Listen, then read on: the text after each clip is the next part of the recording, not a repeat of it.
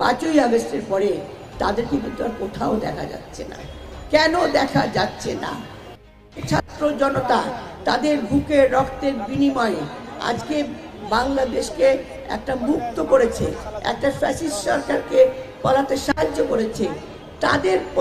তাদের এই পরিবর্তনের পরে কেন আমাদের বোনেরা, কেন আমাদের ছোট ছোট সন্তানেরা এখনো তাদের সেইভাবে মূল্যায়ন করা হচ্ছে না? একটা শিশু সন্তান, আপনার একজন ইউনিভার্সিটি একজন মহিলাকে দাঁড় করিয়ে সেখানে তাকে হেনস্থা করা হচ্ছে, বাসে ধর্ষণ করা হচ্ছে।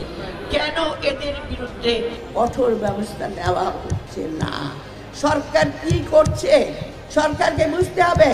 সরকার এত নরম হতে চলে না, যে কারণে কিন্তু আমরা এখনো বলছি যে বিএনপি যে কথা বলতে চাচ্ছে যে যদি সত্যিকারের 18 বছর আপনারা না নিতে পারেন তাহলে নির্বাচনটা তাড়াতাড়ি দিয়ে দেন। নারী বান্ধব এই কথাই আপনারা শুনেছেন, নীলুফার চৌধুরী মনি বলেছেন, শাম্মী বলেছেন।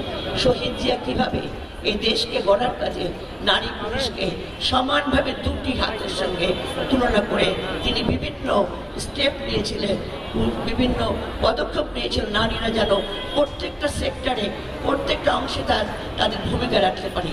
তারপর দেশনেত্রী বেগম খালেদা জিয়া, সে তাকেও জানেন আপনারা, তিনি কিভাবে নারীদের সম্মানের জন্য, নারীর শিক্ষার জন্য, নারীর আত্মকর্মসংস্থানের জন্য তিনি কিভাবে বিভিন্ন রকম পদক্ষেপ নিয়ে নারীকে একটা অবস্থানে পৌঁছে দিয়েছে।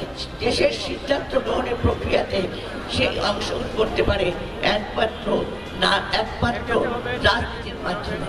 তাই আজকে যখন ভোটের প্রশ্ন আসছে, আজকে যখন এলাকায় বিভিন্ন মেয়েদের কর্তৃত্ব দেওয়ার ব্যাপার আসছে কিংবা পদ দেওয়ার কথা আসছে, সেখানে আপনারা কিভাবে এই নারী সমাজকে আরো গভীরভাবে নিয়ে আরো চিন্তা ভাবনা করে মেয়েদেরকে তার মূল্যায়নের চেষ্টা করবেন।